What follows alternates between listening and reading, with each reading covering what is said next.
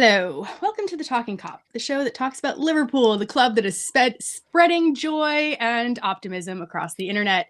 And if you can't hear the heavy dose of sarcasm in my voice, then let me just tell you, Liverpool are not spreading optimism and joy across the internet today.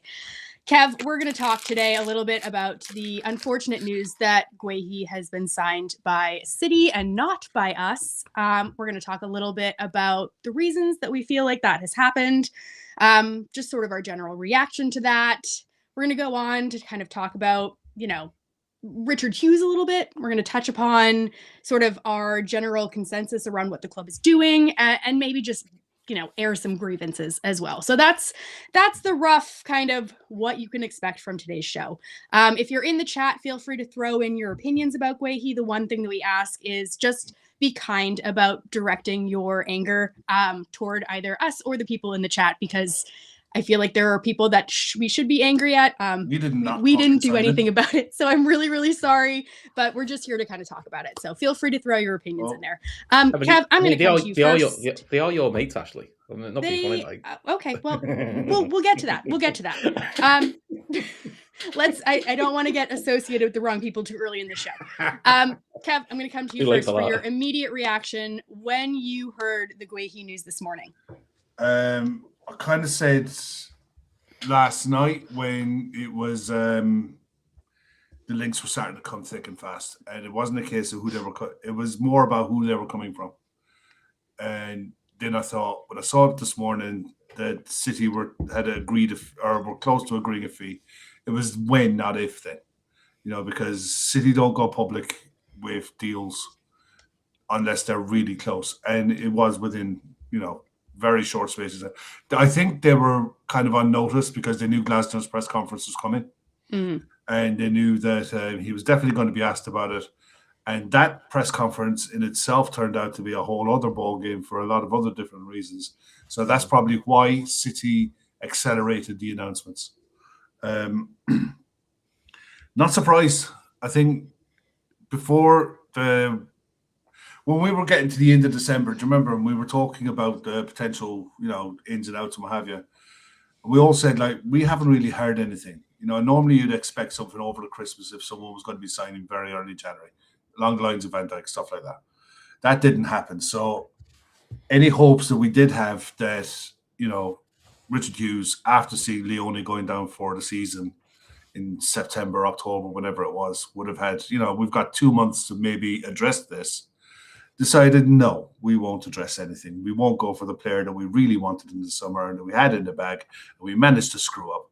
We won't go back for him, even though we've signed a £35 million defender from Italy who's now crocked for the season. We won't go back and get the guy we really wanted. We'll wait until someone else comes in and steals him from us. But I said then, I thought, and as the injuries started to mount up at City, I felt they were going to do it. I think I said it on one of the shows that I felt City would be the only club who would probably go for a fee and look to do it. And they have the headroom to do it. We'll talk about that later as well. Not surprised. I'm not surprised with the choices made. Look at the signings they've made over the last 12 to 18 months. Look at the state of their squad as to what they're going to be competing in over the next 2-3 years, irrespective of who the manager is. They're going to be knocking about in every competition for the next 2-3 years. He's 25 years of age. He's coming into the best years of his career. Why wouldn't you want to go to a side that's going to be competing on all fronts every year? It, to me, is a no-brainer. And throw in the fact the deal that he's signed, supposedly up around the 300,000 a week mark. It's fucking sickening, to be honest. It's really sickening because of how good their business has been in January. It's so sickening and disheartening because the 2 players that they've signed would have improved us immeasurably, I believe, especially in Anton Semenyo. And Mark Guehi would have probably worked his way into a starting position with us and potentially could have nailed down a leading role in this squad for the next 5 years. I've seen his leadership skills at Palace. I've seen his leadership skills when he's played for England. He's he's a top quality centre back, and for City to get him for, yes, 20 million on the back of a few months left on his deal, it's still 20 million fee for a centre back who's going to lock down one of their positions and the back four for the next 5 years. Yeah, it's kind of fucking disheartening, to be honest. Yeah, I think disheartening is a good word for it. Chris, I'm going to come to you next, but before I do, I'm just going to kind of lay out some of the numbers that we're talking about. So we are working under sort of the numbers that the wages are going to be roughly around 300-ish per week. There's going to be a $20 million initial fee. 20% of that is going to 20% of that is going to Chelsea. Because they had a sell-on fee. And then there's going to be an additional sell-on clause in the contract that would benefit Crystal Palace going forward, should City decide that they want to ever sell Guehi. Chris, for me, I heard this news first thing in the morning. It was not a good thing to wake up to. I did not have a coffee or a tea or anything. I needed some caffeine first. So I was a little bit pissed. But once the number 300,000 started floating around. What? I could tell by your response. Oh, yes. Trust me. I needed more caffeine. But once the number 300,000 started floating around, I knew we were out of the game. There is no way that FSG is going to offer that to a center back as a new signing. Like, would there be an opportunity for Guehi to eventually get up to that point over the course of time if he, was a proven center back 4 years with us, maybe in his next contract? Yes, maybe we could have gotten there. But for an initial signing on fee, we were never gonna compete at that. At least I don't think so. Do you? I don't think we'd have competed at 300, but I think realistically Liverpool would have been around the 200 mark. That's kind of what they're doing for starting centre backs. The frustration is when you hear the fee, 20 million with goals to 30 of add-ons. What harm would it have done for you to try and go into it? And you had him through the door. You had him doing his medical. You had him doing half the media work. So he had his head in Liverpool. I find it baffling that it seems like Liverpool went, no, we'll wait till the summer. We're happy to wait till the summer. Great, yeah, because we waited for a player to give his word in Zubimendi. That worked out well. And under previous regimes, we did it for Chiesa, not Chiesa, the man at Chelsea. It was the centre mid at Chelsea, Casado. So it's not the first time we've been stung by we got a player different director of football though.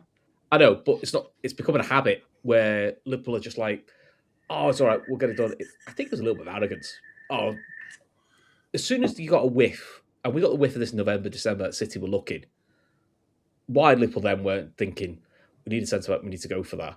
I've seen people saying, look, he's not worth 300k a week. He may not be worth 300k a week in our structure because I think the only player who's on that is Virgil. Well, and Mo. Mo, sorry. Yeah, they're the only two. Yeah. But look at City. They need centre-backs. So for them, everyone's go, it's 300k, it's 100 million a year. Yeah, but if he's there 5 years and he wins some trophies, which he probably will do, it's money well spent. I've seen people just being a lot of, look, I've been laughing at some Liverpool fans now, like, oh, he wasn't that good, and, it's a bullet that's big yourself. He's a very good defender. Is he the best defender we've ever seen? No. There are other defenders out there, but he was very good. He's a proven leader. He was homegrown, which we've got a big issue with. We haven't got enough homegrown things. And as you were saying, Ash, for January, I think he's pretty much a slot in and play player straight away. And I think him and Semenyo would have probably helped transform our season a little bit. We wouldn't have won a title this season. But if we'd had Semenyo and Guehi in our squad now, you would be going, fancy a real run at the Champions League, We've got more pace on the side, one who can play on the side. We've now got a bit of depth at centre-back and a leader who could cover centre-back, can cover full-back. Do you know what? That's you'd feel a bit more confident about the whole race for top four. This, for me, cements City in no lower than second, and us not adding says the best we'll do this year is fourth. I think if Liverpool really wanted to push on and really secure top four, is that they had to be looking to get themselves in a position where they could chase down Villa. And almost like going third's the minimum. So then it's almost like if you just miss out on third, you still get your top 4 place. I just think Liverpool have almost like decided, probably a bit arrogantly, we'll get top 4 and that's enough. And for me, that shouldn't be enough. The top 4 is the minimum, but you're still in the FA Cup, you're still in the Champions League. So why not give the club the opportunity to try and go deep in those competitions, do well? What have we got? We need to do that. So, but also, it's not like in the summer we're just going to buy a centre back and we're boxed. We probably need at least 1, maybe 2 centre backs. We probably need at least 2 forwards, and we need a centre mid. So we're looking 5, 6 again this summer. Realistically, to have a depth in the squad. That's another season that's 2 seasons of transition. When you're bringing in 10 players in 2 seasons, it's a lot of turnover. So again, I don't know what happened to Richard Hughes and Edwards, smartest men in the room. I kind of feel like they've just diddled themselves again, because I think they've went to the season underprepared, and I think they're just now deciding, fuck it, we'll hope for the best.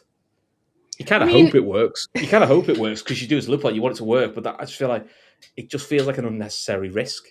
And I suppose the question back to you, forget the wages for 1 second though. We'll come back to that.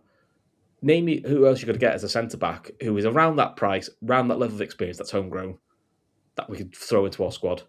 There isn't one. Well, I think you have to move your attention to perhaps a homegrown midfielder, for example, like a Wharton, where you would answer the question for homegrown not with your center back, but maybe with your defensive midfielder, or maybe with your attacking midfielder in like a Morgan Rogers or something, just hypothetically speaking. Yeah, that's what I mean.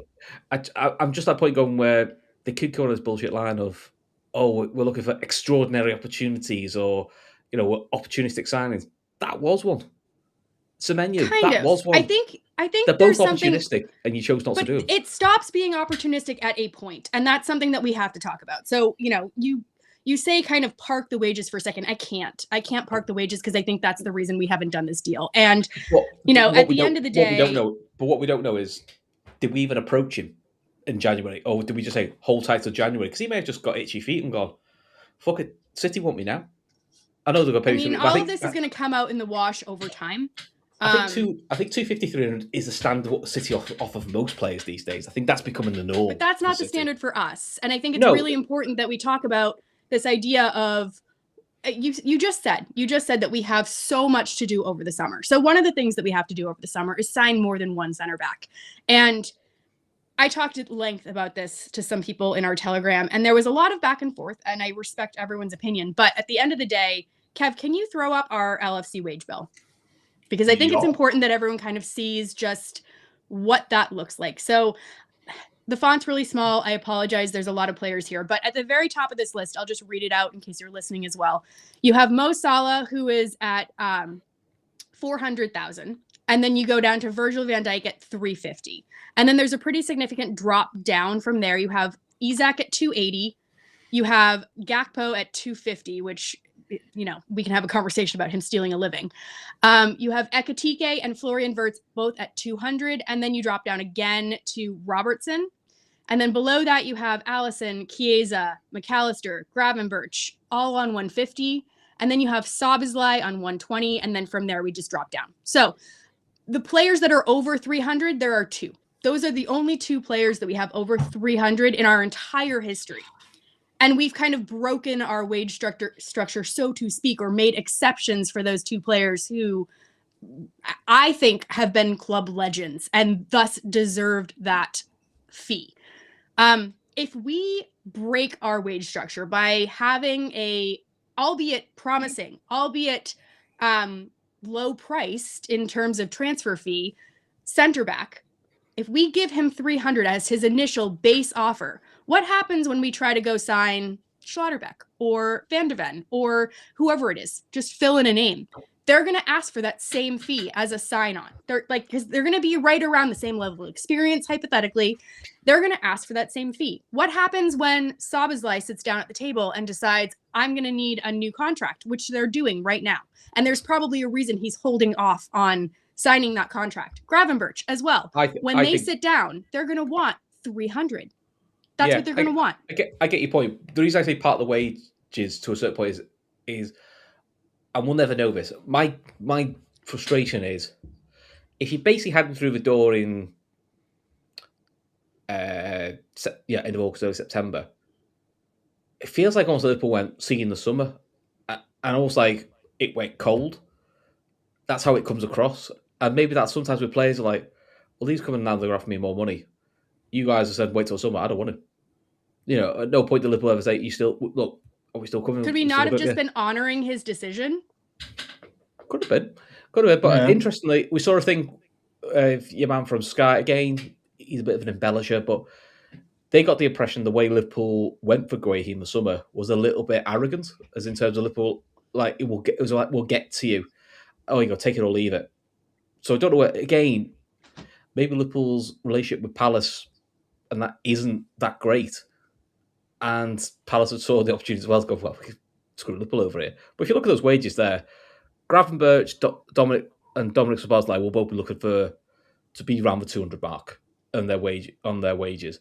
Curtis Jones, if that's his wage, will be looking to triple his wage and his new contract's due any time now. I've seen loads of chats saying Gakpo's doing 11 and all that. What people got to remember is Gakpo over 2 previous seasons have been very good. He was getting double-figure goals for Liverpool, across all competitions, was a vital part of Liverpool winning the league, as was Diaz and others.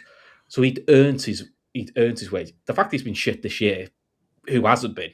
Mo Salah hasn't been worth 400k this year, but that doesn't mean when he got offered the deal, it was a stupid idea. That was kind of that's kind of what they were offered. So it'll be interesting. You use a really important word there, Chris. You said they earned it. And a player that's coming in from Palace who I think is on roughly 1/6 of what the wages would be at Man City. That he might be really good. I think he's England's best center back. I really do. And I'm not going to down talk him. I really wanted him. I really love his leadership capabilities and all those things. But at Liverpool, you come in at a certain base place and then you earn those jumps in wages. And that's just something that we've always done. So these players know, like Dominic Szoboszlai and Ryan Gravenberch, know that they will be able to get up to these higher wage brackets, but they know that they have to prove themselves first. The same way that we do sort of our bonus-based structures, where yes, a lot of these wages are lower, but we have bonus-based structures that bring those up to a competitive place with Man City. And Man City's going to have their own bonus structure as well, but ultimately we don't give out those base level, 300,000 a week contracts. We just don't. To play devil's advocate though, just a little bit, and play devil's advocate. No, go for it. They've been good since they signed for us, but before they signed for Liverpool, had Hugo Ekitike and Florian Wirtz coming in at 200k a week, which is more than what Dominic Szoboszlai, Ryan Gravenberch on, who would won us the league. It's the market. It's the market. That's what I mean. So that's the Guehi. That's the Guehi thing. That's the market. I'd be amazed if Man City didn't go to his agent and say, "Look, we want you. We want you now. We're willing to pay for you now, but it's a one-time offer. This is the offer that's on the table. We know it's more than what you've been offered anywhere else, and that's what we're willing to pay for you. Up to you." And I'd be amazed if that isn't how City turn around and manage this. Yeah, because when they set their eyes on someone and it's within their budget, then they will go for it. And we've seen there was an article on BBC Sports website, I think it's on there today, where it literally went through the current state of Man City's finances and how they're able to do what they've done and spend what they've spent over the last 18 months. And when you factor in the amount of prize money that they've won, along with the sponsorship deal, and it's legit sponsorship deals now that they're on because they're vetted up to the eyeballs. And then you factor into the sales that Man City have brought in over the last 3 years. Even after this deal, they've something in the region. No, it's probably not after this deal now, but up until the Guehi deal, they've got in and around 140 million plus on their PSR, where the PSR limit is minus 105 million. So they've got the headroom to be able to do this deal and more if they want to, if they choose to.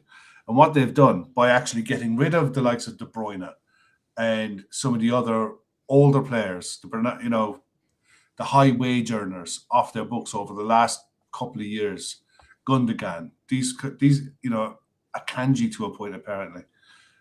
these kind of players that they've managed to get off their books, they've actually reduced their wage bill. Well, let's throw up their wages so frightening. that we can kind of compare them. I mean, on the other thing they're very good at, which Liverpool haven't been great at, and actually was always a criticism of Edwards in his first spell, is they are fantastic at selling homegrown players.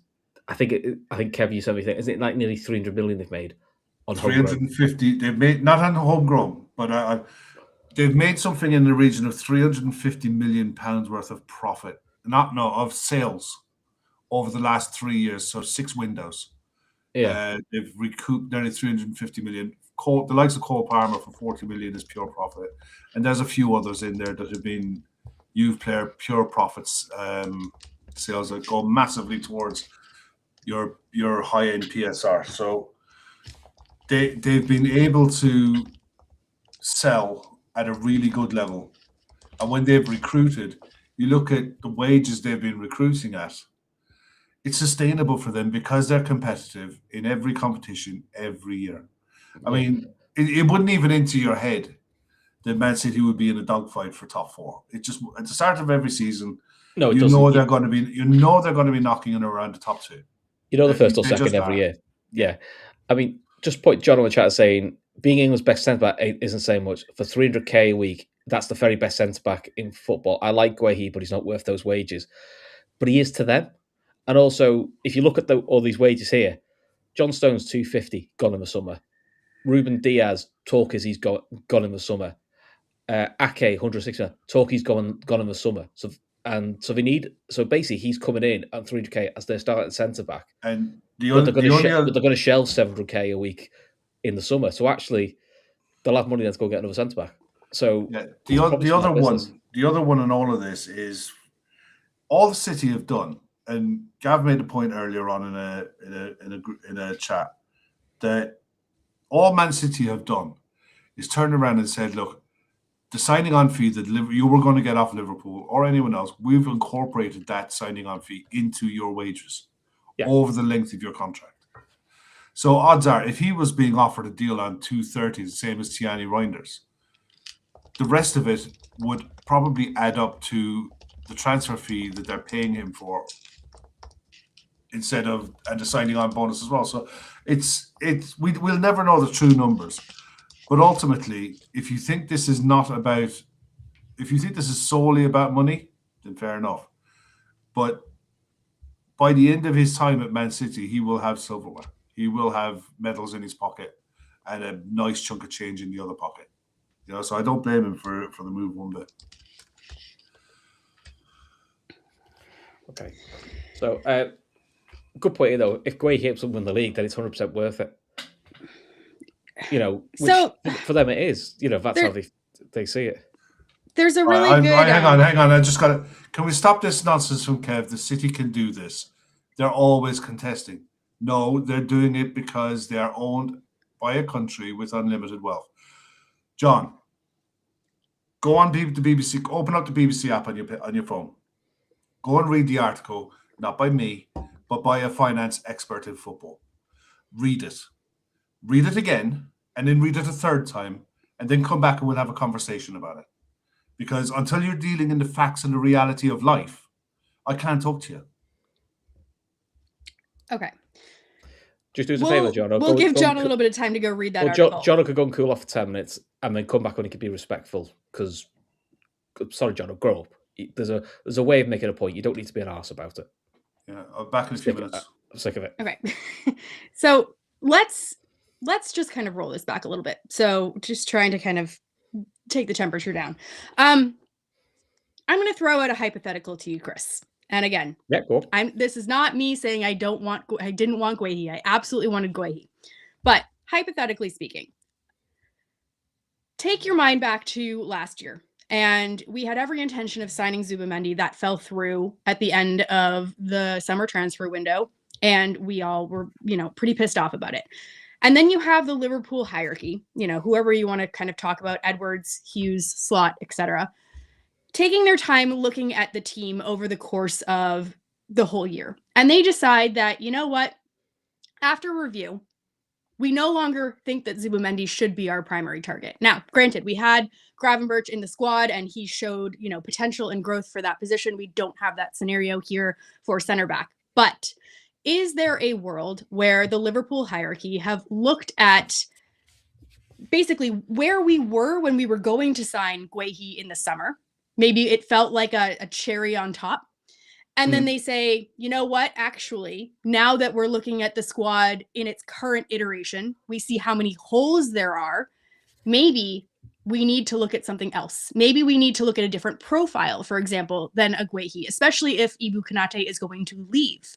Maybe we do need a more kind of aerially dominant center back. Maybe we need a more physical center back. Maybe there's another option on the table that might be worth that money more than a Guehi. Or maybe we have two options on the table that we could, instead of spending 300 on one single player, we could spend 150 on two, and then we could have our center backs sorted for a longer period of time.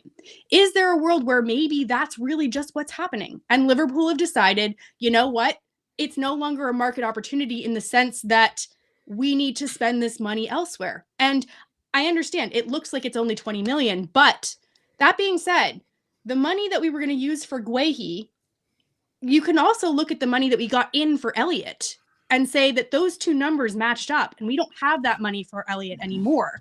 So that 35 million is off the table. So is there a world where Liverpool basically, Kev, just to kind of bring you back up to speed to my final question, is there a world where Liverpool have looked at the squad, looked at the holes that we have, and decided we need to move on from Mark Guehi. We have other targets in mind now, kind of like we did when Zubimendi was no longer the target and they moved over to Wirtz? No, because we needed him. And it's as simple as that. They can make up whatever excuse they want and try to justify it in their own mind. We needed him. And not just for the homegrown stuff. He's a quality centre-back. We don't have enough homegrown quality first-team players in the squad as it is. Forget the wages for a second. The deal should have been done in the summer. And there's a reason why they targeted them in the summer and they balls it up. And instead of admitting that they balls it up and going back and rectifying it, they buried their head in the sand. They were arrogant in believing that the Liverpool name would be enough to get the deal over the line in the summer, and it just fucking wasn't. The Liverpool do have the headroom to be able to do this deal on a transfer fee point of view, no problem, because irrespective of the transfer fee that we were expecting to get for Harvey Elliott, Liverpool still had more money in the summer that they could have gone and spend and didn't. I think it was in the region of about 110, 120 million they were able to go and spend in the summer if they wanted to, and they didn't. So that is only increasing as another transfer window goes by. So I get where the idea is we have other holes in the squad, we do, but those holes in the squad are made bigger and more glaring by missing out on a key target like him, because he was a key target. And the other fact of the matter was, in the summer, if we got Mark Guehi in, Joe Gomez would have been gone to Italy. He would have gone to Milan. So it's like you would still be in the same position numbers wise, but you would have been in a position where you have three able centre backs who are well capable of standing in for each other and rotating each other in the position, rather than as it stands at the minute, where we just physically don't. And it's only a matter of time before one or both end up picking something up. And I'm not talking about like big major season-ending injuries. I'm talking like someone goes up for a header, comes down and lands in their ankle and is out for a couple of weeks. Simple little niggly injuries like that. Gets 10 yellow cards. Is not. Yeah. Oh, I mean, one red card will do it. I mean, I'm not arguing against the need for Guehi. That's not what I was talking about. I was more asking. No, even in the money, even in the money sphere, the money was there. The money is still there, irrespective. I was more asking, like, has our profile changed? Like, have Liverpool looked at the situation as a whole and decided, maybe with the news about Ibu not wanting to extend, maybe, again, just hypothetically, have they decided that instead of a Guehi as their sort of starting center back option as a rotating three, have they decided that maybe they need to switch profiles? Maybe they need to go for a more sort of dominant physical presence. Maybe they need two center backs that are both dominant and physical, and maybe they need to split that 300 in half for quite two center possibly, backs. but the targets that you look at, the names that you look at that are out there now, I don't believe you're going to ever get Bastoni out of Italy. So as much as I think he's a really good centre-back, I cannot see a world where he leaves Italy. So then you're talking Nico Schlotterbeck, Mickey van der Ven, Van Hecke, either one of the two at Forest, probably Morello because of his age. And then you're dropping. You've got Upamecano on a free, available on a free from Bayern Munich. He's going to be huge wages wherever he goes. And he's a step down. I still think he's that good either. But that's right. Look, that's the levels. That's the levels of centre backs. That's the levels. Yeah, I know what you mean. I mean, in answer to Ash's question, is there a world where Liverpool have lined up their target? They know who it is, but they can't go in the summer. And when we're sat in the summer, we're all sat there going, "Oh, what a fucking great signing! Yeah, it was worth the wait." Yeah, it's possible. It happened with Canate. But even with the Canate season, we eventually acted far too late and put two lads in alone. I mean, it didn't work out, but we did eventually act. I think both things could be true at the same time. Yes, you can wait for the right signing, but I do think clubs at sometimes have to be agile and look at the now. And I'm looking at Liverpool going, you needed the centre-back in the summer. We know you did because you tried to buy one. So why you don't think you need a centre-back now when the one you brought in snapped his ACL? And to be fair, listen, and I'm not disparaging Leone, but everyone's getting very hyped over Leone. We've only seen him play 70 minutes. We don't know if we've seen him for the full season. Was that 70 minutes his level, or was that just a really good debut? You hope that's his level, but it could have just been a really good debut. And actually, we could be sat here going, like lots were doing last season, like with Kwanzaa, fuck's sake, he's not ready yet. What's going on here? We can't be having him. So it was a risk going into the season anyway with a kid as your third choice centre-back. And look, Joe Gomez was never going to be fit for this season. Because Joe Gomez felt confident enough to go in with Joe Gomez and Leone, though. Otherwise, they would have pushed forward with Guehi earlier. So they obviously felt pretty, whether they felt overly confident in getting the deal over the line, or they felt so relaxed about the situation that they felt like it was a bonus. Neither looks good on them. Neither one looks good. I do think that, they probably would have done a late deal for Gomez to go out the door. But there's also a world where Liverpool genuinely what is his name? Cav, what's his name on Sky? Cave Sovacol. Yeah. Like he said, there might have been a world where, Liverpool was just sort of laissez-faire about the whole thing, where it was like, if it happens, it happens. If it doesn't, it doesn't. And it's, again, just sort of like the icing on the cake to our transfer window. Because I can't really come up with another logical explanation about why it was left like that. Thank you, UK Beats. That's really kind of you. Very true. But no, I mean, honestly here, I know we're looking at it kind of worst case scenario, and logic dictates that we did need a center back, but they may have looked at it and just felt pretty damn confident with, Ibu, Virgil, Gomez, and Leone. I mean, I understand where you're coming from, but I don't think I think you've asked any Liverpool fan, are you confident having Joe Gomez to be available and fit as a rotation option at any point this season? I don't think any Liverpool would have gone, oh, yeah, he was just unlucky last year. He's been unlucky. Fortunately for Joe Gomez, he's been unlucky 80% of his Liverpool career. Now, Leone, look, I'm fine with going for a youngster and thinking it worked. We saw with Kwanzaa, it can work. It can work with youngsters. I just felt you needed a fourth one. I still think you need a fourth one. And you still need a winger. I mean, we can all see, and Slot even talks about himself, we're painfully slow. And the reason we're painfully slow is we've got no pace out wide. And the lads we have got playing out wide are so out of form. Gakpo and Salah have been so out of form this season. They actually need a break. They actually need to be taken out of the firing line a little bit and go there. Yeah, yes, I said Gomez is Kaiser Soze. He is. 1 minute he's fit, 1 minute he's in the squad, next minute he's gone for 6 weeks.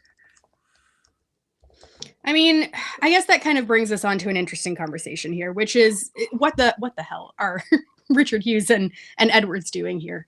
Look, we heard from Slot a little bit in the post-match or pre-match press conference today, and he was at pains to come out and talk about how the club and him and the hierarchy are all in line with what their plan is for their transfer strategy. However, that does not mean that we are going to sign anyone in January. So, unlike some of the other ex-Premier League coaches that are now floating around that came out and kind of spoke against their directors of football, Slot is really nailing down this idea that they are unified in their approach. Now, what is that approach? Because honestly, I think that's the question that all of us are asking. We're all wondering, where is Richard Hughes? What is he doing? What's the plan? If we are going to sit on our hands in the window, then what is the plan for the summer? And is Slot even going to be here, Kev? So, it's a very big question. We're never going to get the answers directly from the horse's mouth. But if you had to speculate, what would you speculate? Look, I don't put much heed into the Johnny Heitinga story that's doing the rounds at the minute, but park that one for a second. Any kind of a bad run, similar to what we've had in October, November, anything even remotely close to that level will get him the chop there and then.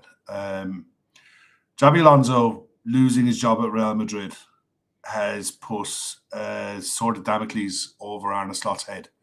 Whether they wanted to or not, whether they're ever going to look at him or not, that's there. And that won't go away until Xabi Alonso has another job.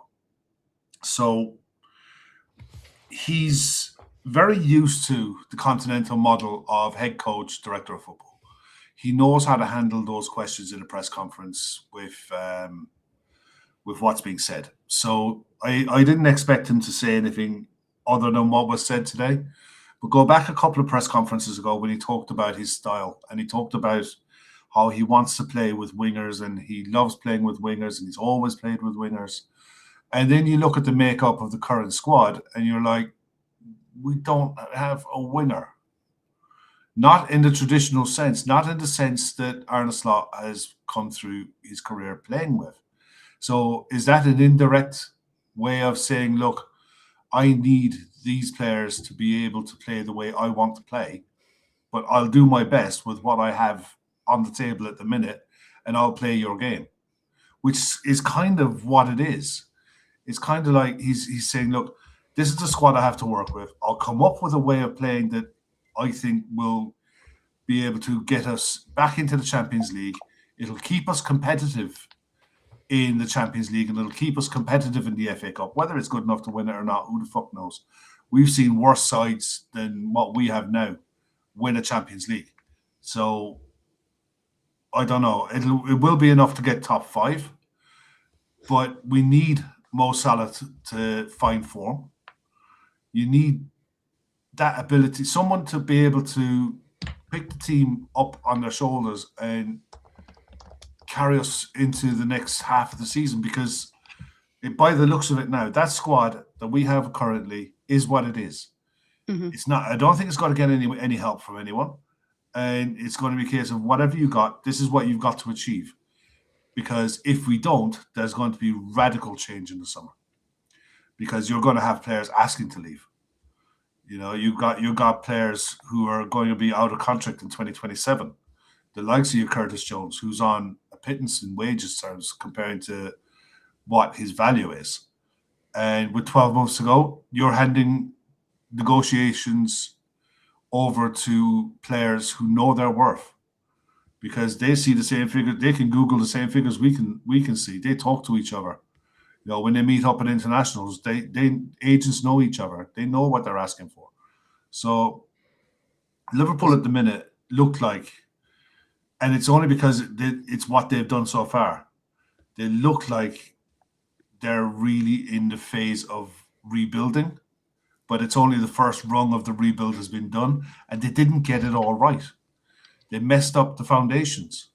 I agree. They have to correct that now, and then they have to try to add the depth and sprinkle it with the quality, because you have to get if we can get back. The reason why we were competitive and able to succeed, one, you had Jurgen Klopp, who was the best man manager in football that I've seen in decades. But two, we were very good at finding the B+ players who were on the verge of becoming A+ stars.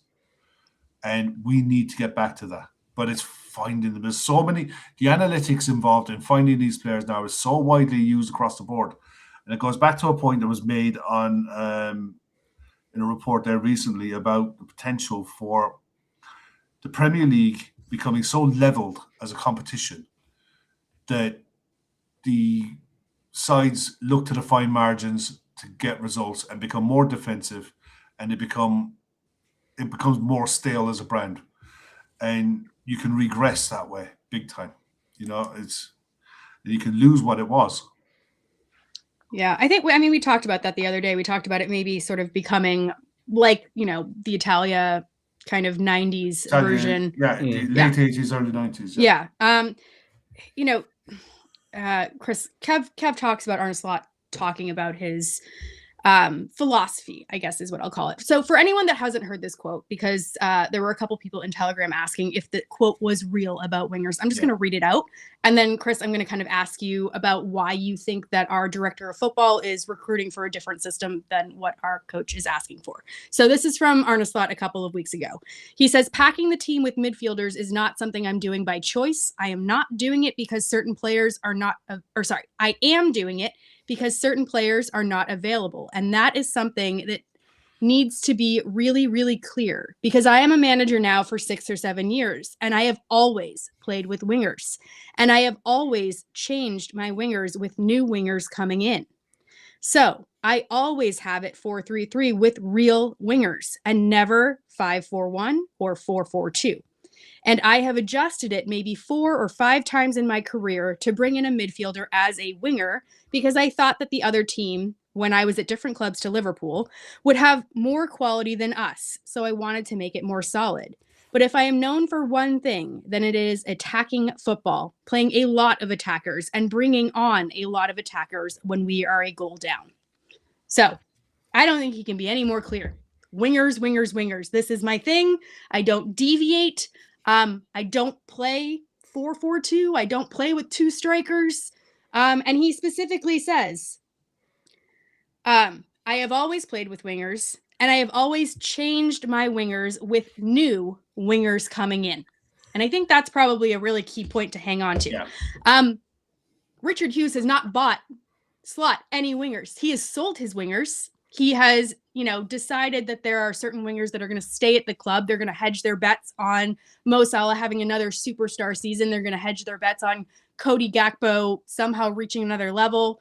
But they have not bought him any new wingers after his old wingers have left.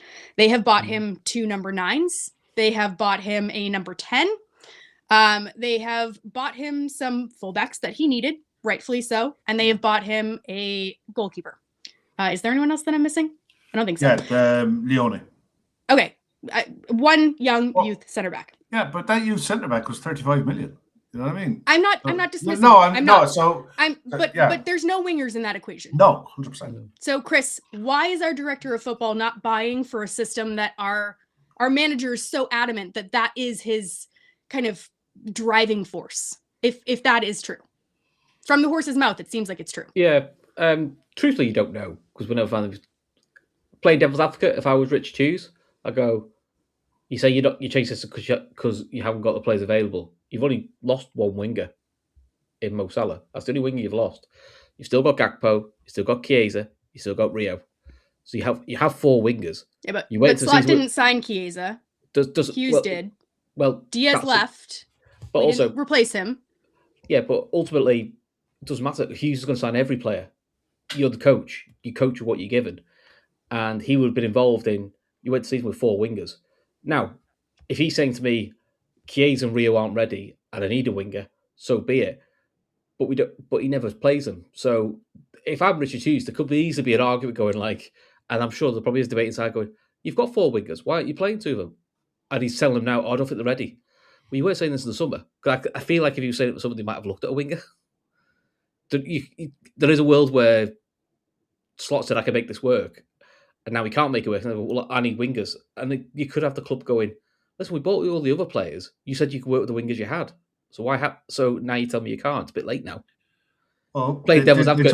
I know, but they turned around and gave Mo Salah a club record contract. So he was always going to play. And he managed to fall off a cliff. So the fact that your star man has fallen off a cliff and taking 400 grand a week off the cliff with him ties up a lot of your resources and ability to think you can manage when you can't. John makes a point here. Slot said we are aligned. Look, by him saying we're aligned, that's a political answer. That's a political answer to a question that was posed to him. What else? He's not going to turn around and do what Amarim did. He's just not. He's not going to do what Maresca did because he will be out on his ear. We saw after, was it Barnes of the game before, he was starting to make niggles. We could tell in the post matches that he was sort of saying, I need help, and the line of like, Rio's not ready to play men's football. Naomi's not ready to play men's football. That was to me the man. There was a line that I can't bring in changes. If I did, I'd have to go down Correct. to the U21s and the U18s. Correct. It wouldn't surprise me if the we are aligned is he's almost been told behind the scenes, shut up and put up. Be the puppet. I think that's what it is. Be the puppet. Be the smiling face of the club. Also, don't cause discontent. But it might just be like, game, we have to speculate. We don't know. It could also be a thing we start saying, you knew the squad and you knew what we'd agreed at the start of the season. And you're not using all the resources we've given you. We're not giving you more resources when you don't use what we've given you. Stop using the media to do this because you're on thin ice anyway. Prove you can use it. Because are there any resources really that they brought in per se that he's not using? So I would say Chiesa the entire is something squad. That you know what I mean? There's definitely rotation. We've all said that players he could have rotated in earlier, even in earlier round cup games, and he hasn't. We also said I just want to kind of cover all our bases because sometimes we say things earlier in the season and then in hindsight we change our mind. So early in the season, there were times where he would rotate Endo in. And, they'd change the midfield and we would come on and say, what's Slot doing? He's rotating too early. They need to find a starting 11. These players need to click. They need to gel. He's changing too much. And then now, we kind of have the opposite. So he was using certain players early on, but when shit started to hit the fan, I think he does have this sort of like, oh shit, this is my trusted 11. I'm not deviating kind of thing. I think all managers have that. But I think it probably is a bit of hindsight, but if you look back at the first 8-10 games, he probably threw too many new players too quick, which created an imbalance. And maybe what was that due to all of those senior players like not having a preseason because they were mourning Jota? Yeah, that could be it. That could very well be it. But maybe there was some players he was looking at. Maybe he could have only put 2 or 3 in. Sure. Start Robert left back, and Kirkes gets phased in over the first 2-3 months, like Robertson was, to be fair, when he joined the club. That's a gentle graduation because you're going to have to start a new right back. That was inevitable because we've lost Trent, so it was always going to be Bradley or Frimpong.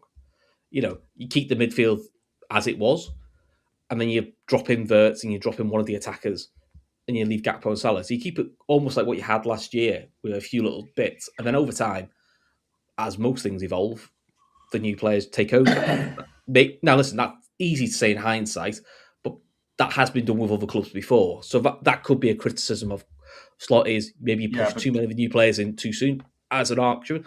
But on the flip side, to defend Slot, he definitely went into the season too light. I mean, they also won the first 7 games, so he didn't really have a reason to kind of change what he was doing at that point. He did, but let's be fair. We all said this. In the first 5-7 games, we're all going, yeah, we're winning, but it was unsustainable. The balance was all off. We're going to get caught out with all these overruns and how we're defending set pieces. So again, in hindsight, if he'd started a more settled 11 from last season, you may still have won those games anyway. But maybe it would have been slightly less chaotic, which might have made it easier. But again, we'd speculate because we don't know all the ins and outs. I don't think there is a black and white answer. It's just this. I don't think Arne Slot has much of a say in who we target. I think he has an opinion. Right. I think he has an opinion. I think he has a strong opinion on the players he wants to get and the profile of the players that he wants to sign. But I honestly think Richard Hughes is the one who's buying these players. I think so too. And that's a scary prospect because at the minute he's working with a budget that's bigger than anything he's ever had before, but the demands on the squad are bigger than anything he's ever experienced. And you have to have cohesion. I mean, you have to have the manager and the director of football on the same hymn sheet when it comes to everything, when it comes to style of play, when it comes to the squad makeup. And it could be simply a case of too many years of doing the minimum to get by finally caught us and bought us on the, caught us and bit us on the arse. Yeah, there was an awful lot of movement in and out in the summer. But the outs were settled. The outs that went out had been there for a while. They were established players and they knew each other's game inside out. That takes a while to bed down anyway. Couple into the fact what happened with Jota in the summer, and the fact that Isak arrived unfit, and the fact that you picked up injuries to Frimpong and you picked up injuries to Bradley. Then Leone went out. There is context to this. It's not just black and white. There's a sea of grey in all of this. And it's not easy. If it was easy, everyone would be doing it, and they're not. So, the point is as well, as I said, go back to what I said earlier, the longer Xabi Alonso is out of a job, the pressure on Arne Slot to get results is going to grow. Now, look, that could be a double win for us because that could galvanize him and galvanize the squad. Say, look, we're going to do our level best for this guy, and they might end up churning out results. Performances might start to improve. Play might start to get better. We don't know. That's all we'll see over the course of the next 6 weeks, I guess. But as it stands at the minute, I'm not anticipating any movement now in the transfer window, in or out. Unless there's a severe injury. Unless there's something dramatic. God forbid. I wonder how many season-end injuries do you need before you go? Yeah, it's like how many idiots does it take to screw in a light bulb? I don't know. But I think we're approaching that kind of precipice. But listen, it's a fair criticism of Hughes and Edwards or whoever signs with. We've literally got 4 players missing from the squad. One's coming back next game in Salah. We've got 4 players missing, and we're acting like it's a massive injury crisis. And it's literally 2 defenders and 1 striker. 3 attackers, 3 players being out shouldn't be an injury crisis. It's a pain in the arse, and you have to adapt, even though they're very good players. You take but one of the best. That shouldn't be. I feel like we act like this is kind of like groundbreaking information. So none of us are paid as directors of football. If I'm Richard Hughes and I'm looking at the summer transfer window that we had and I'm looking at the squad, look, yes, did you bring in exciting attacking players? Absolutely. Did you sell off a lot of young potential talent for Liverpool that maybe needed to be sold off? Yes. You did your job on those 2 counts. But the players that you brought in, like Isak not being fit, not a surprise. Florian Wirtz and Ekitike taking a little bit of time to hit the ground running, also not a surprise.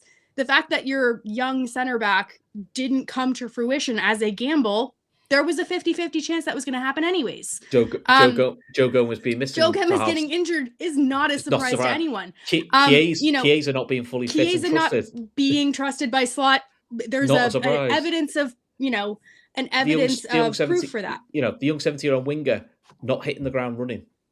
All of these things. None of them are groundbreaking. Now, if it was a situation like, I know the Klopp one where we lost our centre-backs is a bit of an example. Well, say we lost all 4 of our centre-backs. We had 4 centre-backs, we lost all 4. Yeah, do you know what? That is one of those things you go, it's fuck all you can do to plan for that. You go in the season with 4 centre-backs, that should be enough. You lose all 4. Yes, you have to adapt then and you have to do so. That can't be planned for. But I kind of feel most of this that has fell over, a little bit of hindsight, but some of it is like, they don't feel like they were groundbreaking. It doesn't feel like anything should have blindsided them, I guess is what I'm saying. So the only things that I can really say that may have blindsided them is most solid just falling off a cliff in terms of output. I don't think anyone expected him to just stop. Maybe not reach the same prolific levels. I think they would have anticipated a drop, but not the drop we've seen. Okay, let's just call it like that. But I don't think anyone, Kev, correct me if I'm wrong. You're usually kind of the very sort of fact-driven person here. If you looked at the squad, as exciting as it was to get Florian Wirtz, Hugo Ekitike, Alexander Isak, we still looked at that squad at the end of that window after Guehi fell through and said, shit, we're short. And shit, we have no kind of, we really are short on defensive-minded players. Yeah, it was centre-back. Like, that was not novel. That was not, No. like, you know, we shouldn't be surprised. It was obvious that the biggest glaring hole in the squad was centre-back. I never foresaw the drop-off that Salah had. I never saw that coming. I mean, every season he's been at the club, first half of the season, he just bangs goals. He always gets 20, doesn't he? We know that. He bangs goals, he bangs assists, he's the guy who creates space for everyone else around him. And I thought if he hits form like he normally does, and then you add Vert's creativity to that space that Salah will create, you know, it's a winning recipe for sure. In an attacking sense, I wasn't too worried. Even when you guys were talking about wingers and stuff like that, I was fine. Yeah, I was fine with it because I thought... The reason I was worried about it is I felt last year we won the league because we had 5 starting level attackers and Keys was a bonus. I felt we went into the season with 4 attacking starters and 2 bonuses. I was fine with it. And I kind of feel like that's what Arsenal had the year before and that's what caught them out.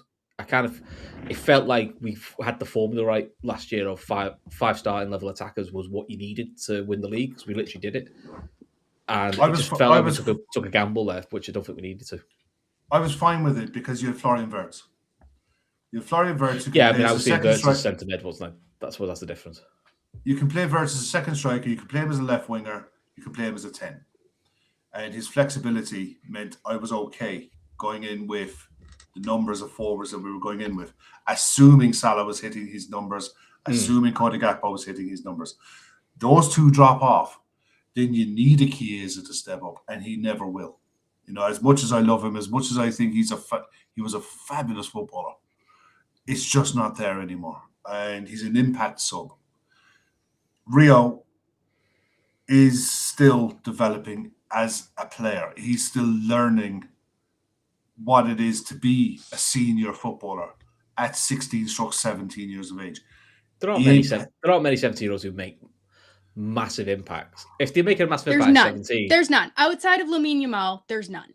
That's what. But if you go through like club history, you go like, who was making it big at 17? But at this level, with this kind of physicality of the league, yeah, I think it was a very different time when you had certain players breaking through. A Wayne Rooney who's broken at 17. You know, they're quite rare.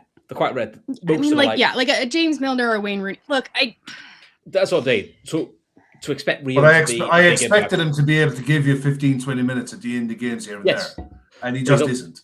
Yeah, he isn't giving the opportunity. He just isn't. He isn't up to it. And at the end of the day, you got to trust Arne Slot and his coaching staff. The fact that they turned around and they basically said, "We have the long-term interests of the player at heart. We've seen what's happened with the previous age group of players that went through the club that have all broken down. Your Jadon Dans, your Stefan Bajcetic, all of these players were pushed too much, too young, and we're not prepared to do it to the kid." And they've probably seen that over the course of the first couple of months in training and said, "Whoa, pull the reins back a little bit here on this kid and see where he is." Because as someone's pointing out there, Sterling and Owen, the league is a very different league from the league. It's still 1 in a million. Like for every one of those 17-year-olds that breaks through, there's millions of them that don't. That's why I always think Rooney's the best example because Tony's making the point. Tony's making the point there that we don't know if he's really up for it. That's why you got to trust the coaching staff and the management who see him in training every day, the medical staff who see him after training sessions every day and record the data that he's returning back, the intensity of his runs, what he looks like on the eye in training. If he was good enough, he'd play. I don't really have if I'm looking at this from like a meta perspective, though, I don't really have a problem with the idea of gambling on Rio. What I have a problem with is gambling on the foundation of our team. So look, you can gamble on forwards if you have a very strong foundation to fall back on. If your defense is absolutely 100% solid, you can gamble with some of your forwards. We've done it in the past. We've had situations where like Shaqiri comes in and things like that, where it's like, you know, we scoffed a little bit about it when he came in, and we had Alex Oxlade-Chamberlain playing, you know, left wing at certain times. We can do that if the house is in order in the back. And my issue is that they've decided that they can gamble with the defensive structure of this team. And if there's ever been a season that has kind of screamed, no, you can't, it's been this season. And all you have to do is look at our set pieces. Because if we had our defensive set pieces in order, we'd be in second place. And that would be a great kind of post-season after winning the league. We don't have our defense in order. And ultimately that was a judgment call. They decided that they were going to reinforce the forward line and wait until next summer for the defense. And looking at what they have to do next summer, it is all kind of defensive focused. Maybe a winger. I'd love a winger. But it's hugely defensively lopsided. Well, I think you're looking at two wingers now, because we're all assuming Salah's going and Keys are probably going, so you probably need two starting Again, level. It wingers. kind of comes back to the full circle moment about why you're not spending $20 million for Guehi though, because you have so much to do. That's what I mean. It's all about. I understand it's the wages. Cost you more than 20 million. I know that. I understand. No, the two centre backs you're going to be bringing in the summer. If, for example, they go for Nico Schlotterbeck and for Mickey van der Ven, for example, Van der Ven ain't leaving Spurs for less than 60, and Schlotterbeck is going to be in and around the 45 mark. So the talk is he's about to sign an extension, which I'm sure is probably as a release clause deal. Yeah, I'd imagine so. So which will probably be if you're Dortmund, you put 70, 80 million on that, and they'll get it because he's very, very good. Yeah. So this is what I mean. This is what pisses me off more than anything about the Mark Guehi stuff in the summer. It's not so much that you miss out on him. It's the cost of missing out on him down the line when you have to go and replace him anyway. I still firmly believe Virgil van Dijk stays for the length of his contract and probably extends onto a 12-month rolling contract. On the flip side, I'm nearly 100% now that Mo Salah will leave in the summer, and we'll look to get as much as we can for him in the summer. And that money and a lot of money more on top is going to have to be. I think that's why they were trying to sell him. I think that's genuinely. I think his agent got a whiff of that, and I think that's what Mo got really pissed off about. I think they were genuinely looking to raise funds, probably so they could do something in January, and it all backfired in their face. Like I genuinely do, and I think that they will sell Mo, and I think they probably will sell McAllister, and they will look to get I don't know, roughly 100-ish, probably for the combination of the two of them. But then we're going to be sat here in a bit, so going. That's the worst case. Trust me, I know that means we still need like 8 new players. Mo goes. We think McAllister go because Kanata goes on a free. Robson might go on a free. He's going because his contract's over. Yeah. Endo is probably going. Elliott's probably going. There's so much. There's so much. Look, there's 7. When you talk about so much options. Listen, when you talk about first things, when you talk about that, it's not. It's Salah. It's Robertson. It's McAllister. The rest are Ibu. just. Yeah, Ibu is there because there's nobody else. If there was anyone else at a level, if there was anyone else at a level of a centre back that you could trust, if Joe Gomez was a centre back who could stay fit, Joe Gomez would be playing. I think because the form that Ibu has shown this season in games has cost us points. The fact that he's still playing is because we can't drop him. So the rest of them, Salah, McAllister, Robertson, and Kanate when he goes. Those 4 are going to have to be replaced with first team players. The rest of them are jobbers because they're not being used. No, but the rest of them need to be replaced. For squad numbers, but also need to be replaced with players that whichever manager we have, use them. As in, we need a winger. We need wingers anyway because we're light on wingers. We need centre mids because we're light on centre mids. But this is where you have to be able to go out and sign your 20, 21, 22-year-olds. Yeah. How we do that? Who are going to be coming in at the 25 to 30 million pound mark and look to push their career on. I don't expect us to be signing 25, 26, 27-year-old wingers to come in and sit on the bench. No, I expect signing young, exciting 22. Yeah, just young wingers, and they might be out of the blue signings, but they're signings that are going to have to come in and work their way into the squad. That's what you need to be looking at now. Yeah, I mean, if we talk about the players who are leaving, just general talk, you need to start centre back for Ibu. because Shumi's gone. You probably need a starting centre. You probably need someone who can be either Joe Gomez, whether it's a young player or whatever, but you need someone to replace Gomez. And Endo is one of two things. Either look to go big at a 6, so then you put real pressure on Gravenberch, or you find a young and up-and-coming 6 that you're happy to play. I don't know who that person is, but do you know what I mean? A young defensive player who's like 22, and you go, right, we'll have to drop him in every now and again for Gravenberch. Stiller, for example. Yes, Stiller, thank you. And you something like that. That's what I mean. So they need replacing, but you like to replace quality with quality. Like Chiesa needs replacing. Now, I'm not saying you have to be 150 grand a week winger. It could be, a young, exciting. It could be the lad from Leicester, who's we've been linked with, who wouldn't be on the same money. But he's young, exciting winger that you think, I've had to throw him in because he's got pace. But it's still a lot of work, which is why it seems daft not to have planned to do something in January. That's the bit I find baffling. Even if we were going well, you thought you'd have added a couple anyway because they needed it. It was obvious they needed a couple. But I mean, Anthony Gordon is getting a mention in there. And Anthony Gordon, even if he does leave Newcastle, he's been heavily linked to Arsenal. Yeah, it's a chunk of change. It's a real chunk of change. And it's also a really high wage. And if you're buying him, you're starting him. Exactly.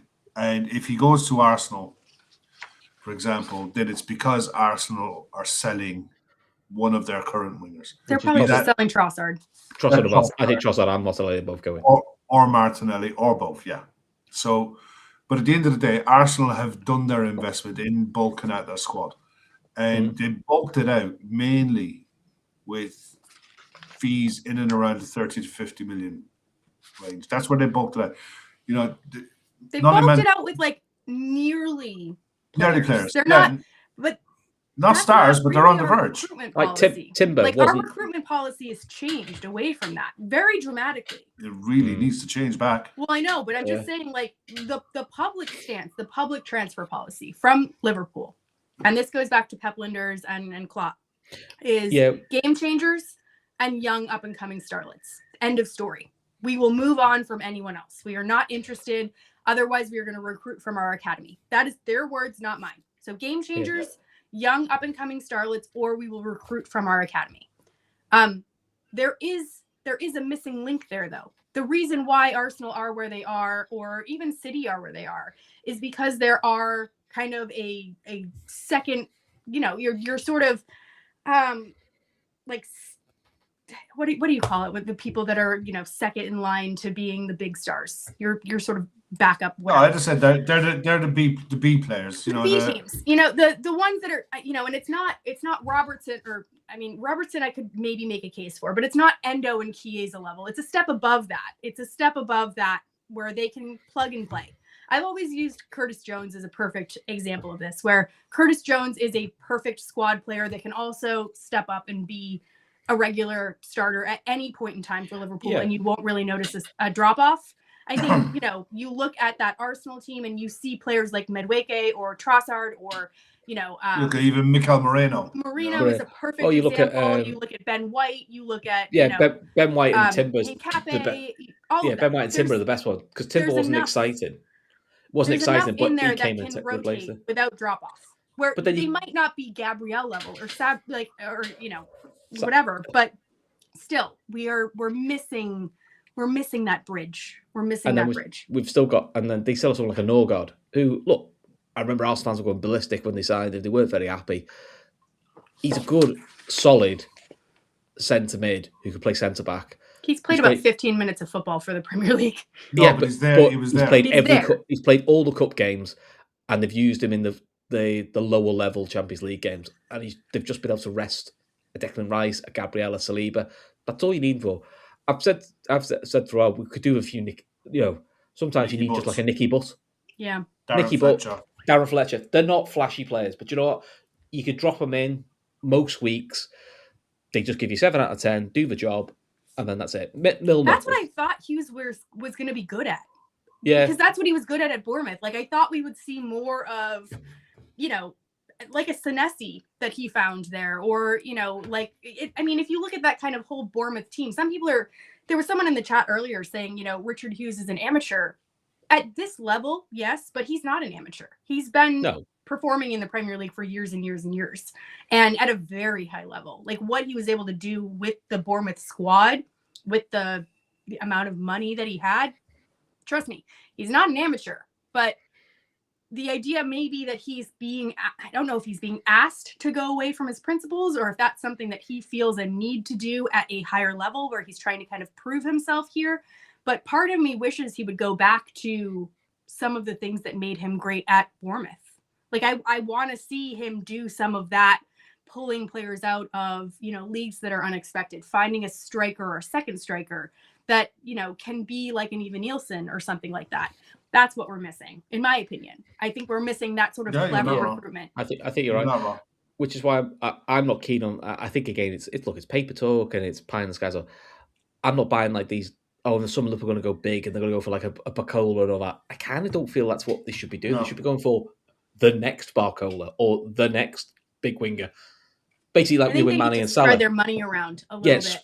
Look for those gems at around the 40 million mark, where where we're sat in a year's time going, what a bargain he was. We still talk about now Salah, Mane, Firmino, Fabinho, Milner. You're going like these cost us. In the grand scheme of football, fuck all. In the grand scheme of football, with the wages and the fees, some of our best players have cost us, by football standards, quite minimal fees. So I mean, Mo Salah is a perfect example of that. Like he didn't cost a lot of money. We just need to go back to being smart rather than Salah, Mane, Firmino, Robbo, Milner. No, that team was assembled not on a shoestring. But it was the only one I'd say at the time when you looked at the fee and you looked at what when it was the fee that was paid for Jordan Henderson at the time was a big fee. Keita. I think we spent a lot of money on Keita. Yeah, Keita definitely, but Jordan Henderson was the bones of 20 million for a 20-year-old. And it was like, wow, where did that come from? And it took him a while to adapt, but then he grew into the player he was. Exactly. Sometimes you just need... Even, look, Oxlade-Chamberlain didn't have the career at Liverpool he wanted to because of injury. But you could see why they signed him. But also, he became, and we talked about it, a really good squad option. As in, he played attacking mid, he played left wing, he played right wing, he played wherever you needed to. Especially over AFCON, you went, that's all you needed him to do. Shaqiri wasn't everyone's cup of tea. But he's an experienced heifer for 13 million, and do you know what? He did a job. But I think that's what they were hoping for with Chiesa. I think so, yeah. And it just hasn't worked out. I mean, Owen makes a point here. Sadio Mane would be Semenyo money. Yeah, there's inflation involved. If he was moving. So, yeah. I agree with that 100%. Saying that we spent 450 million in the summer and what have you. Yeah, it did. But that's the market and where it is. It's like we broke the British transfer record for Alexander Isak, because they believe that over the 6 years of his contract, he's going to be a top scorer for the club. As close to Holland as they can get. Basically. Exactly. Yeah. So outside of that, Florian Wirtz, absolute star gem of a player. We're starting to see it come through. And he's 22. So his best years are ahead of him.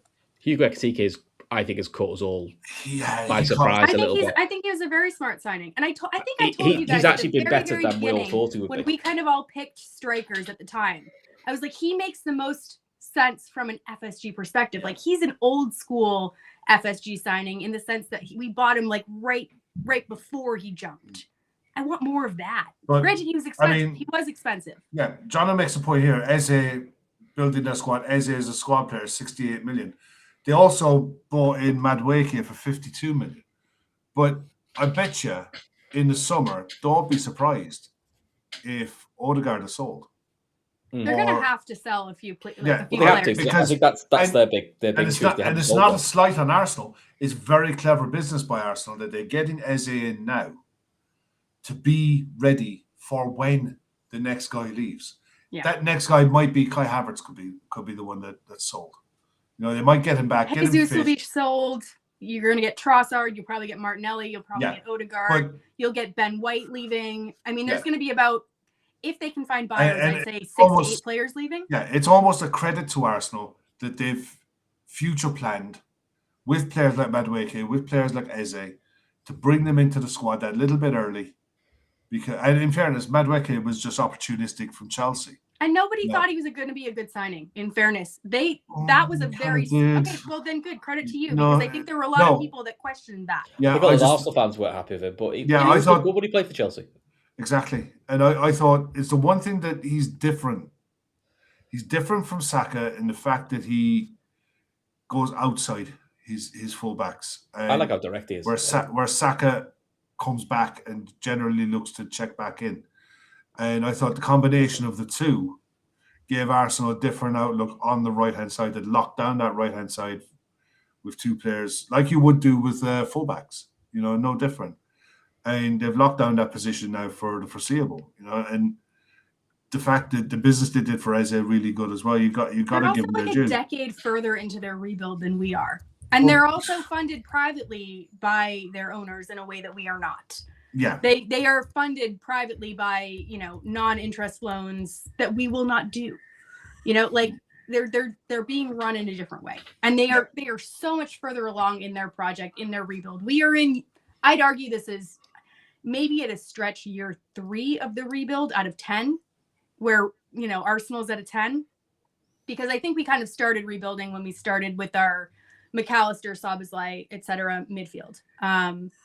But we're still kind of babies on the way. Yeah, but then you go and look squad. at what Man City did with Sherky. They took a gamble on Sherky. They got him for next to nothing. So the gems are out there. It's just you have to be brave enough, not just to get them, but when you get them, you have to play them. And they have to be the right fit for the manager. And it can't be a case that you sign a manager or a coach for 3 years. You're really successful in the first year. You have a dodgy few months, and then it's baby out with bathwater. There has to be continuity in what you're doing, because there's no way on earth, if Arne Slot's replacing someone, you're not signing a back five manager. You're not signing someone who's going to radically change the way that the squad is going to play. Whoever they bring in, if they do decide to go down and replace Arne Slot, is going to be a similar type of coach who plays 4-2-3-1, who plays 4-3-3, who can work within the current squad of what it is. So that's why I think Arne Slot doesn't have the influence when it comes to signing players. I think he's consulted for sure. I'm sure he's talked to players before they sign, say, look, this is what I'm going to want you to do. But as for him having final say, like Jurgen Klopp saying, I've got the first say and the last say, no, that's why Edwards left. So Edwards left because they clashed, and because, ultimately Jurgen Klopp wanted more power as a manager. And there's no way that he would come back and they would rebuild a structure around him. And keep in mind, Hughes is Edwards' man. He brought in Hughes. That was his idea. Exactly. So they're not going to build an entirely new structure. He wasn't going to come away from his kind of cushy corporate job to come to a new structure at LFC where he would then be undermined by Slot. It just wasn't going to happen. So the way that they've built this new structure at Liverpool, whether we like it or not, is, it's going to basically protect and insulate the people that are above. That doesn't mean it's a good thing. That doesn't mean that I don't think that Hughes shouldn't come out and speak or at least clarify what's going on. But there's insulation. The top of the club is insulated from the coach, and they will be able to get rid of Arne Slot, and it will fall on him. It won't fall on Hughes and co. We could talk about this all day, but we do have a game in, however many hours at this point. It's less than a day away. Was there anything in that press conference that kind of stood out to you guys, sort of like as most Stuart's question?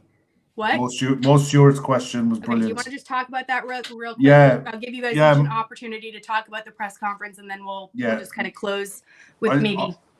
I love Mo's questions because he generally gets into the tactics, kind of like what we always talk about on podcasts. He's definitely like a fan's kind of.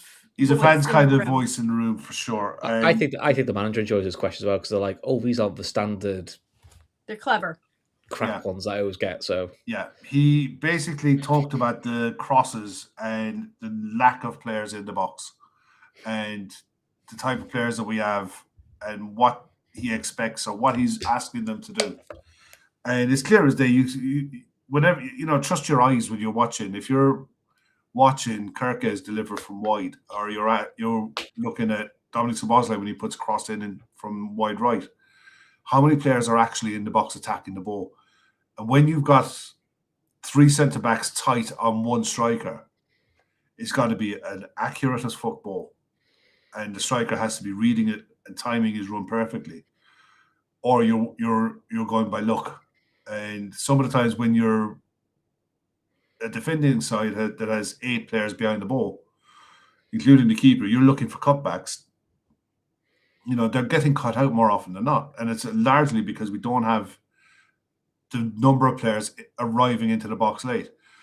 But I liked Arne Slot's answer where he turned around and said, we're asking them to do that, but on the flip side, you're then leaving holes for where the midfielders should be. Do you remember that goal that was conceded last season where our 6, I think it was Gravenberch at the time, there was no midfielder. Every midfielder was ahead of the ball, and we got countered and they scored from it.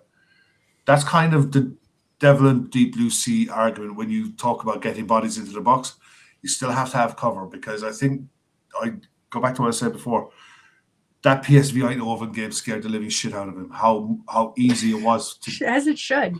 Yeah, but I think since then he's had a hard reset in how we attack. So I think that you can go by crosses, and he's talking about putting more crosses in the box. That's fine. The trade-off is if you start seeing more bodies in the box, you're leaving yourself wide open for counter-attacks. I still think he's scarred from PSV. The flip side of it is the amount of shots or the amount of spaces and angles that we're looking to create to take shots from outside the box. You look at Aston Villa, there's a great interview on Sky. I think it'll probably be out this weekend with with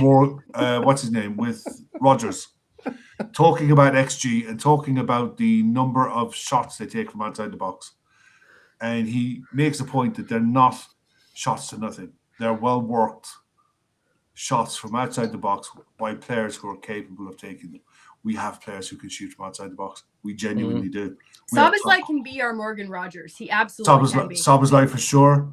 McAllister has a great dig on him. Gravenberch has a great dig on him. So Jones has. He does it different. He's more of a bet. He does more of the bend. He bends it. But you have to create this. You have to maneuver the City midfielders to be able to create the space and angles to get those shots away. And it's something we definitely don't do enough of. Chris, I'm going to ask you the same question about the press conference. And I'll talk about this as well. So there's a couple of people in here asking if the Calvin Ramsey quotes are going to get talked about. I'm going to talk about those last because I thought those were pretty telling. Chris, is there anything that you wanted to talk about with that press conference? No, I'll let you do Calvin Ramsey. There was nothing in that press conference that struck me as spectacularly different to what I've heard before, apart from the Calvin Ramsey stuff, but I'll let you talk about that.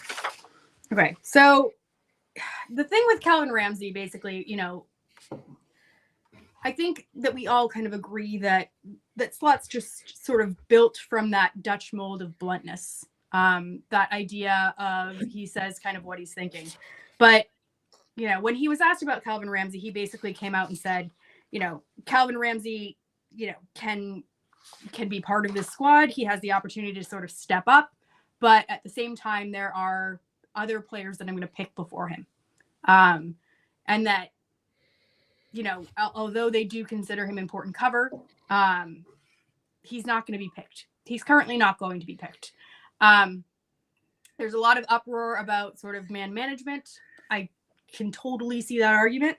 I can totally see that, if this is the player that we are going to have in our squad as the only option for Connor Bradley cover, I can understand not wanting to see your manager sort of talk him down. On the flip side, I can also understand Slot being brutally honest. And I think that all he's saying is the truth. It's basically that Calvin Ramsey's come back from injury. He hasn't played at senior level in years. He's very close to leaving the club. He will stick around. He will be part of the squad, but also, he's going to pick Szoboszlai ahead of Calvin Ramsey. He's just going to. He might pick Curtis Jones at, right back ahead of Calvin Ramsey. So in terms of pecking order, I'd imagine that Calvin Ramsey's probably his fourth choice for right back right now. How does that make Calvin Ramsey feel? Probably not very great. Is it really different from how Jurgen Klopp would manage a man? Yes. Mhm. I think Jurgen Klopp made every single person in his team, in his building, feel like they were 10 feet tall and feel like they could contribute at any point in time. And I think that Slot has a radically different man managing perspective. And I don't think it's better, but it just is the way that Slot is. Chris, is there anything about this that just pissed you off, thought that's uncalled for, or that's untrue? Or is this just kind of the truth that is just the unsugar-coated truth being presented to everybody? I think it is. It's possibly the truth. And listen, I'm pretty certain there are players that Jurgen Klopp, these players that he did use and had to use, that he probably looked and went, these aren't good enough, I'm not sure this guy's good enough. But he didn't say that. Yeah. And Kev said it, there's all managers lie. That felt like a moment where you sort of big doors. I think he could have handled it better. He could have said was he in my plans? No, sir. It's a great opportunity for him. Look, he's doing really well in training. He's going to be a vital part for us this season. I'm glad we've got him as an option. With the players who got injured. Even though everything you've just said there, I mean, in the back of your head, you're going, I think he's shit. Fine, don't say it out. It's like the inside voice. You've said out loud the inside voice. Yeah. Yeah. And whereas I'm sure maybe it's just Slot letting the mask slip a little bit because he does have to put on this performance constantly, and God knows how many press conferences he has to do or things like that. I watched the other day. They showed Prime Sport, I think it is. I've got on YouTube. I've done Jurgen Klopp's last cup. So they showed the final, for the League Cup with Dans and McConnell and people like that. And obviously interviewed the players who weren't playing. And listen, if you ever got Jurgen Klopp alone in a room, to be honest, I bet you the reason he's so relieved is it wouldn't surprise if he said, I didn't think some of these lads would even be good enough to get in the squad, and they've won me a cup. But I didn't tell them that. I had to tell them that they were like the best player I've ever seen or the best youth prospect. Now listen, you may believe that, but that's what you've got to do. I coach young. I do kids coaching in football. You've got to big players up.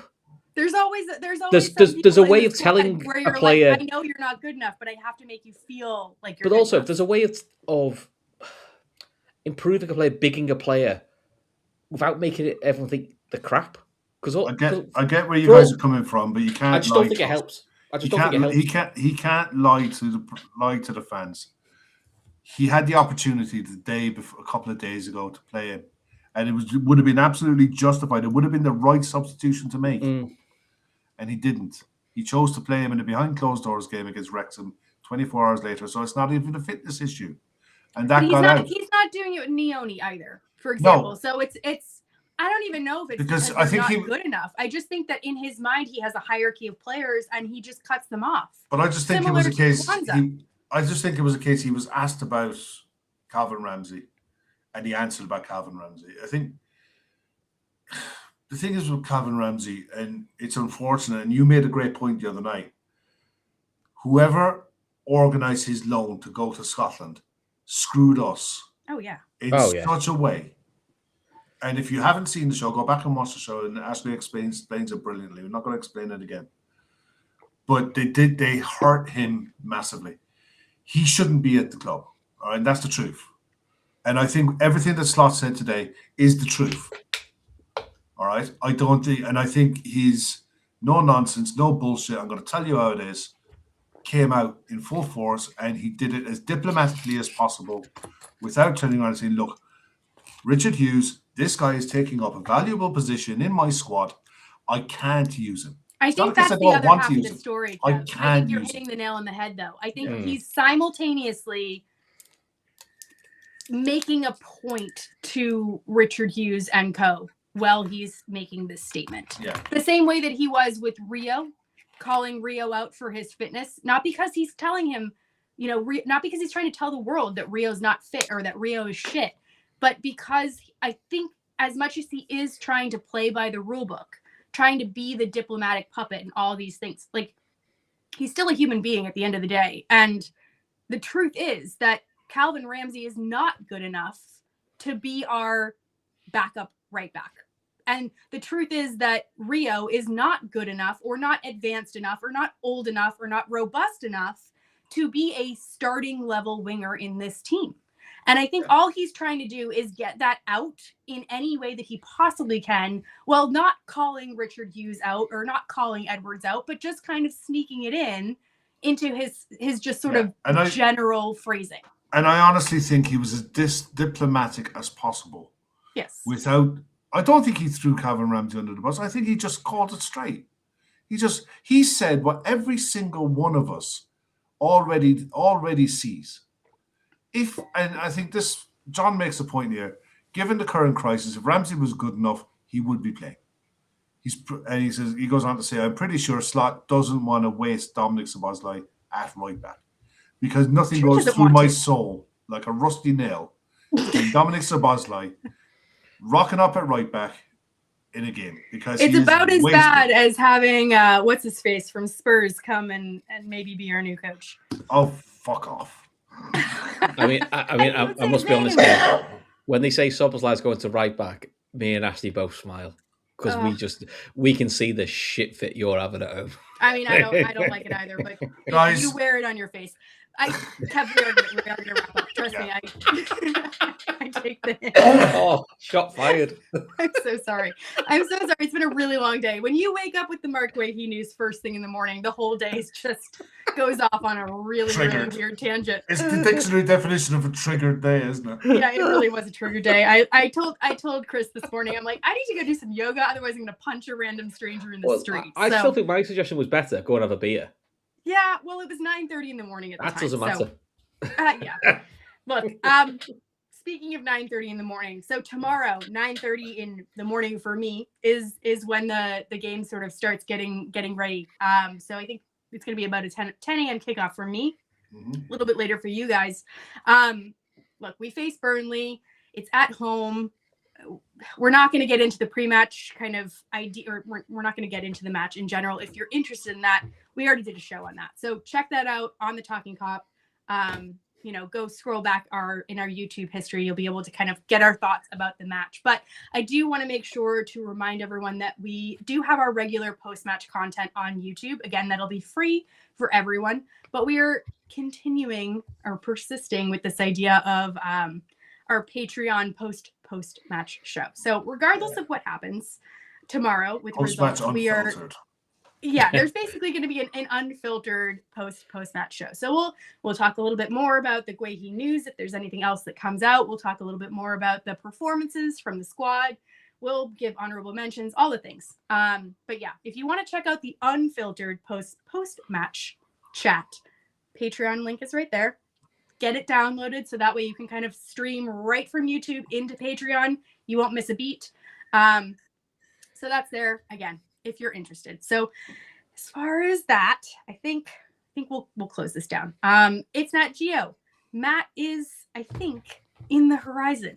I think we're not going to put a time on it because it's up to him, and when he decides to come back, again, up to him. But like a new signing. Little Birdie has told me that there might be a favorite Canadian on the horizon. So maybe he will be our savior. He will be like a new signing. Everything kind of went to shit since Matt has left. So maybe things will kind of go uphill after that. Yeah. We shall see. But I think that is something that hopefully is on the horizon. How can you ever be mad at a Canadian, by the way? You can't. He